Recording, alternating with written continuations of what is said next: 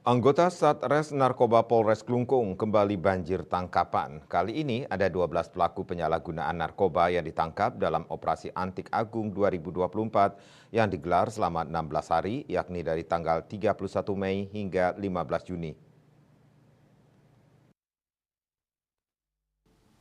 Dari 12 pelaku yang ditangkap, 10 orang diantaranya ditangkap di wilayah Nusa Penida. Yang mengejutkan, dari 10 pelaku narkoba yang ditangkap di Nusa Penida, 8 orang diketahui berprofesi sebagai supir travel yang sehari-hari mengangkut wisatawan. Mereka mengaku menggunakan narkoba untuk meningkatkan stamina. Meski begitu, 3 orang dari 8 tersangka itu, yakni berinisial SA, EG, dan IPSJ, juga berperan sebagai pengedar narkoba jenis sabu-sabu.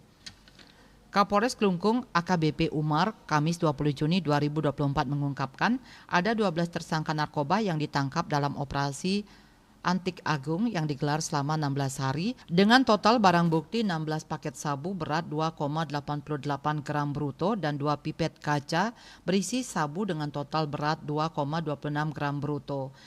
Didampingi Kasat Narkoba AKP Imade Gede Sudarte dan Kasih Humas Ibtu Agus Widiono, Umar mengatakan kalau 12 tersangka ditangkap di 6 TKP berbeda.